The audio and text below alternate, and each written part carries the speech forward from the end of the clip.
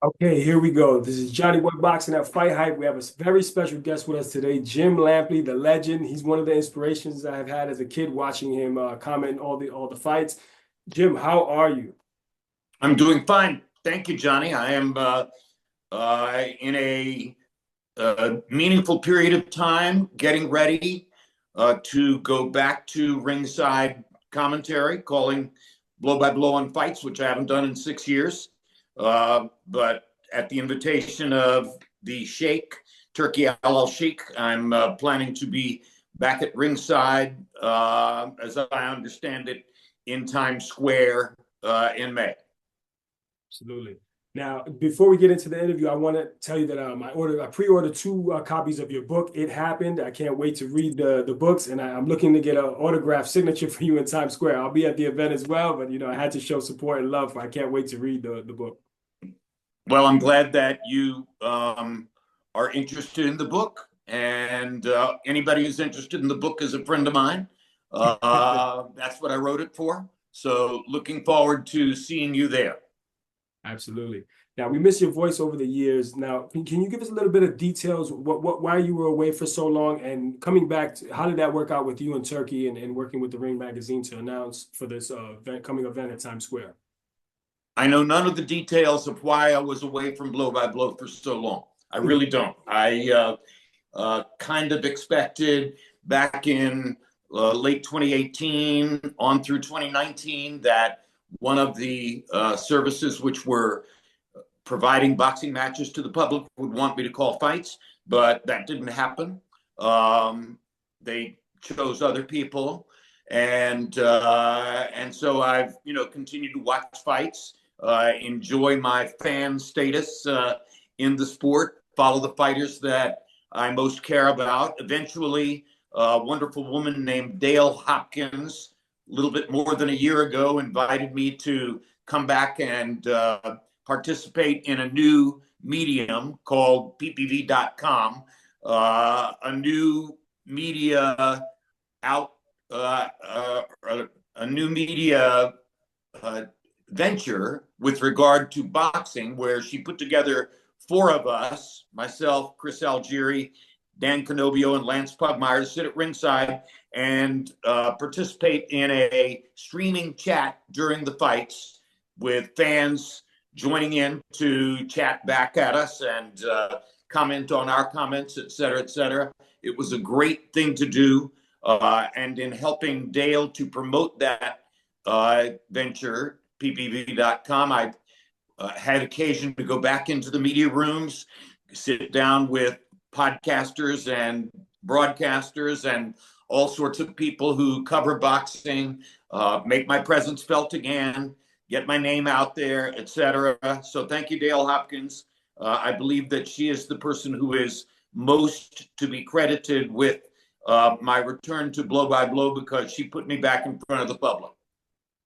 Absolutely. Now, working with Turkey, how did that part come about with for the Ring magazine? Well, as you probably know, on the night of one of the fights that I was covering for ppv.com, not Benavides Morel, but the preceding fight on ppv.com, not really clear in my head right now which one it was, but that night Turkey put on X a message with a picture of me saying I would like Jim Lampley to call fights for my new venture in boxing. And I don't have a social media presence, or at least I didn't then. And so I did not reply to him on X. I waited to see how other people would reply to him on X. And there was some, positive response relative to that. And then just sat back and waited to see what would happen. And eventually, I did get an outreach from somebody who works for Ring Magazine. Turkey, of course, has purchased Ring Magazine, which is a great step forward for the sport. And the question was, I actually received this question at ringside the night of Tank Davis versus Stephen, or I'm sorry, Lamont Roach. the name of the fighter that Tank Davis fought. Um, Lamont Roach. Yeah, Lamont Roach. So the night of Tank Davis, Lamont Roach, I got this message, said, would you be willing to meet with Turki at his hotel in New York tomorrow? And I agreed to the meeting and went to the meeting. And that's where we agreed that I would come back and call blow by blow on fights. Definitely. Now, what do you think about him and Dana White? You know, Dana White's getting into TKO boxing, 9 divisions, 1 belt. Do you think that's good for boxing? You know, and some of the fighters from UFC, they have left and to make more money in boxing, such as Ngannou. He left and fought Fury, made in excess of $10 million. Do you think that that's the right thing for Dana White to get in with Turki, and they'll make boxing, you know, better? I don't see how it can hurt. Dana White is a great promoter. He's proven that. Dana White gets attention everywhere he goes. He's proven that. Dana White is a lover of boxing and mixed martial arts, as I understand it. I can honestly tell you, I don't believe I've ever met Dana White. I think I'm probably going to meet Dana White now, but I have not had previous personal contact with him, at least not that I can remember. And again, he's a lover of boxing. He's a lover of mixed martial arts. He's a lover of all combat sports, from what I can tell. He's a great promoter. Has to be good. But it could help. It could possibly help boxing. It'll just bring more eyeballs to the sport. Well, I don't think Dana White wants to get rid of boxing. I think Dana White wants to be. I'm just guessing here because again, I haven't spoken to him. I haven't met him, but I'm guessing that he wants to be a presence in boxing the same way that he is in mixed martial arts. And if he wants to, it will happen.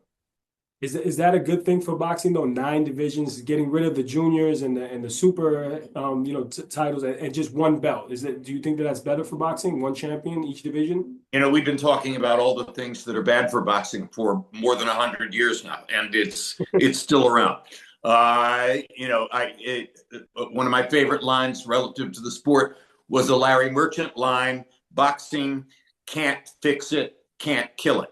And I think that, that's more or less 100% true. I think that we will always be involved in trying to improve boxing and get it to a level where it is kinder to its competitors and to all the people who participate in it. But that's true of a lot of things in modern life. It's not the only area where we're looking for that. Government is another one. I'm happy to be a part of anything that I believe is going to turn out well for boxing over the long haul.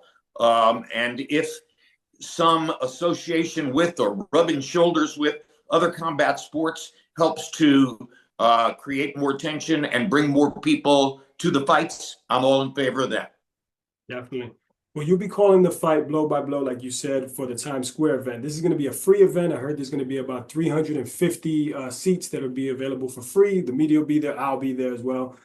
Turki wants to set up these mega events at the next fight will be at Alcatraz if Teofimo Lopez is successful, and then we'll go to Rome to the Coliseum. Now, the last time there was an event there was 1,500 years ago, so I'm definitely going to be at the Roman Coliseum. But I just want to know some of your thoughts. Are these spectacles going to bring a lot? Obviously, it'll bring a lot of eyeballs to the sport. But is this good for boxing? Traveling, globe-trotting all over the world? Oh yes, absolutely. That's sort of the ultimate road tour. Eyeballs mean attention. Attention means money. Money means the fighters get something. And I'm all in favor. And whether it's Times Square, the Coliseum, any public place that we can think of that has historical resonance and where people are going to be interested to go and see the fights, I think that's a great idea, and I'm all for it.